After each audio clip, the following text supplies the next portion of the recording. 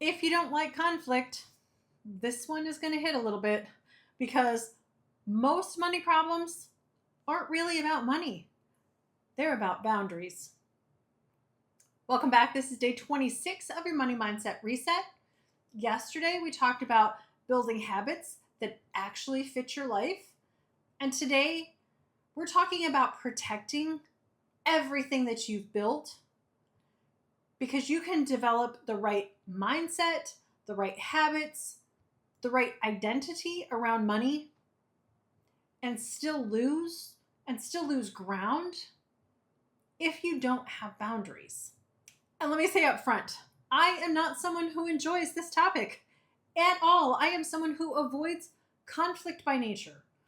So when I talk about boundaries, I'm not speaking from a place of having it all figured out.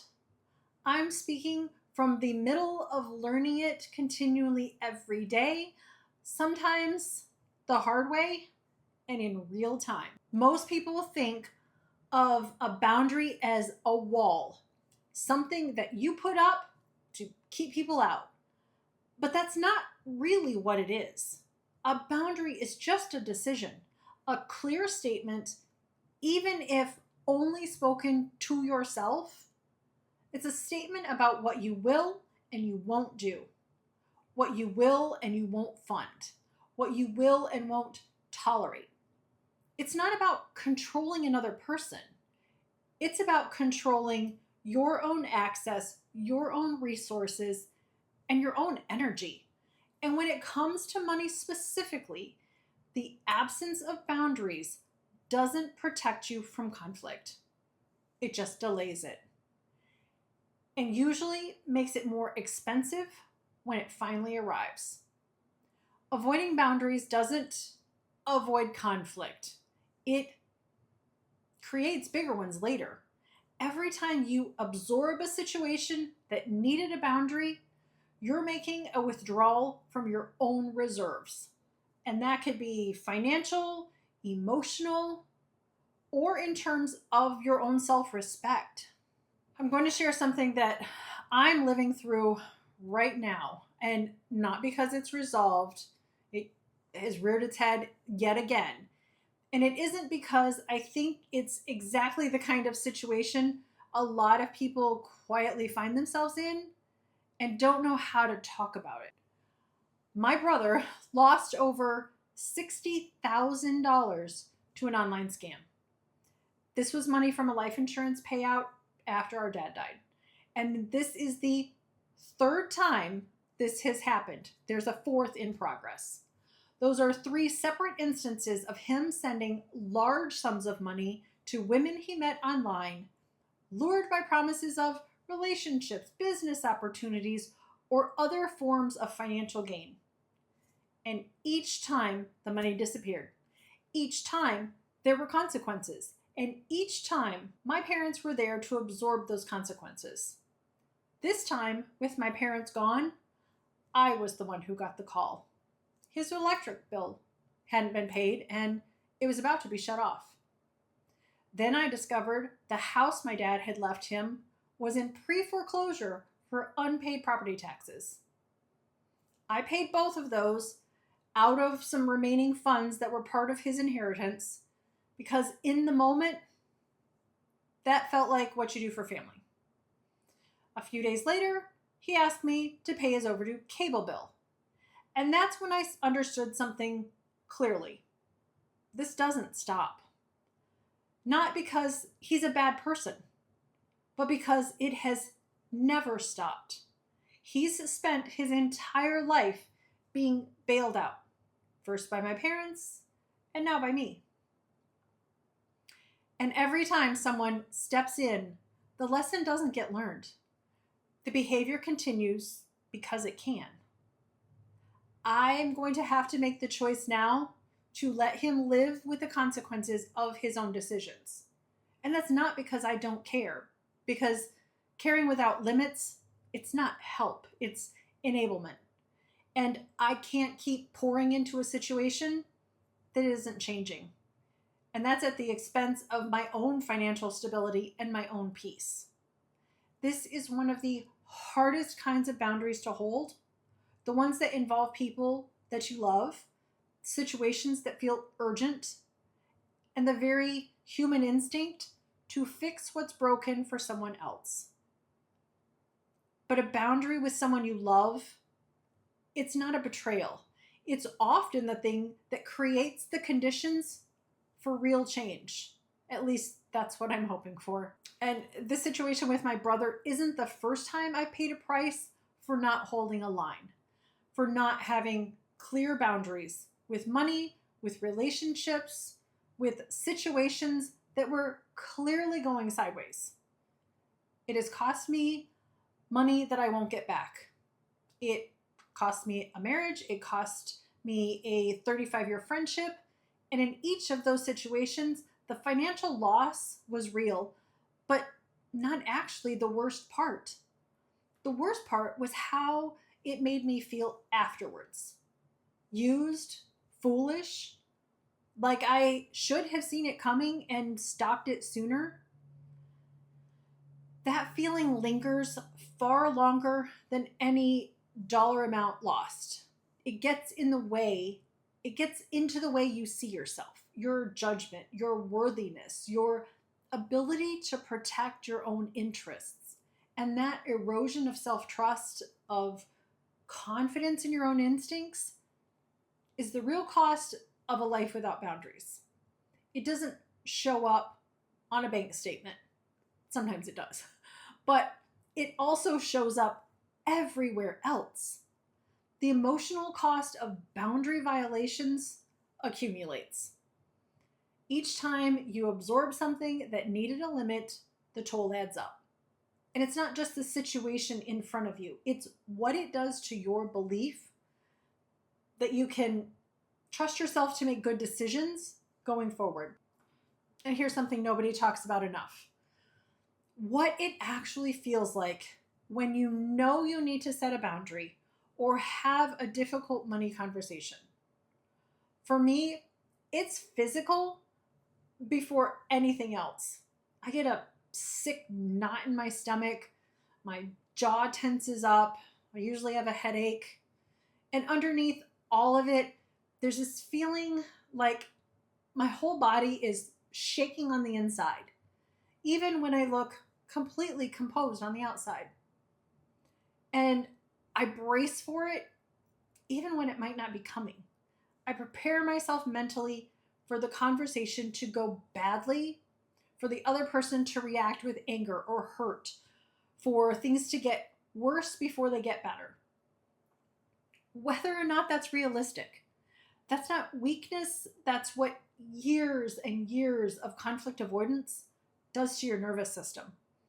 It makes your body treat difficult conversations like threats. Because for a long time, they were. But here's what I've had to accept. Avoiding that feeling doesn't make it go away. It just delays it and usually makes it worse. Because the conversation that you didn't have today becomes the crisis that you're managing tomorrow, next week, next month. Is there a money boundary you know you need to set, but you keep avoiding? You don't have to share any details. Just tell me, is there a conversation or a situation where you know what needs to happen, but you haven't been able to make yourself do it yet? I assure you that you are 100% not alone in this. For me, there was a specific moment where something settled in me in a way that it hadn't before. And it came in the form of a text message from my former best friend, the one from the boutique situation that we talked about in an earlier video. And after I stopped funding the business, she sent me a message that crossed every possible line.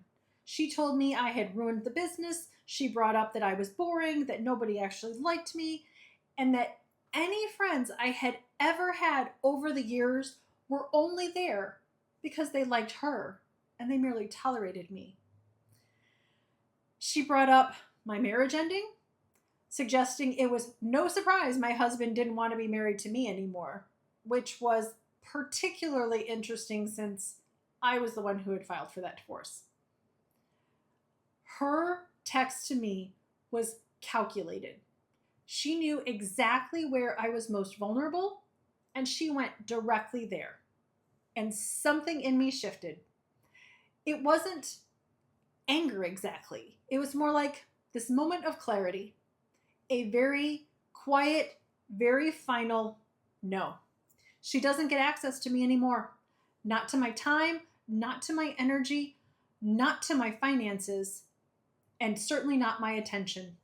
That door closed, and it has stayed closed. That's what a boundary actually feels like when it's real. It's not a dramatic confrontation. It's not a long explanation. It is a decision that is clear and final, and that is where it ends. A boundary doesn't require the other person's agreement or understanding. It doesn't require a conversation or a negotiation. It is a decision that you make about what you will and won't allow others to have access to. The other person's reaction to it is not your responsibility to manage. So there are some things to understand about boundaries and money. First, a boundary is a decision, not a wall. This is what I will do. This is what I won't. It's not about punishing anyone. It's about being honest about your own limits and protecting your own resources accordingly. Second, boundaries will feel uncomfortable, especially at first. If you spent years accommodating, avoiding conflict, and absorbing things that needed a limit, setting a boundary will feel almost physically wrong. That discomfort is not a signal that you're doing something bad. It's just your nervous system catching up to a new behavior. And third, not having boundaries doesn't protect you from conflict. It sets you up for more of it. More financial loss, more emotional drain, more situations where you're managing consequences that a clearer limit would have prevented. You don't avoid problems by absorbing them. You just become the person carrying the weight of all of them. So we've got 4 journal prompts for today. First, where am I currently avoiding a boundary? Name it specifically: a person, a situation, a financial pattern you keep funding that doesn't serve you. Second, what is it costing me to avoid it? Be honest. Financially, emotionally, in terms of time, energy, or self-respect, what is the actual price of not acting? And third, what would a clear boundary actually look like here? Not a confrontation, but a decision. What would you stop doing? What would you start saying no to? What access would you limit? And fourth, what am I afraid will happen if I enforce it? Name that specific fear. Is it conflict, loss of a relationship, being selfish, or seen as difficult? That fear is almost always what is keeping you in that situation.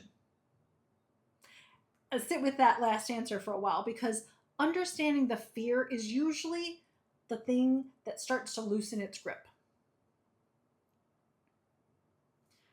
You don't need to become someone who loves conflict. Please don't be that person. You just don't need to become someone who doesn't abandon herself in order to avoid it. Not having or enforcing boundaries doesn't protect you from problems. It sets you up for bigger ones.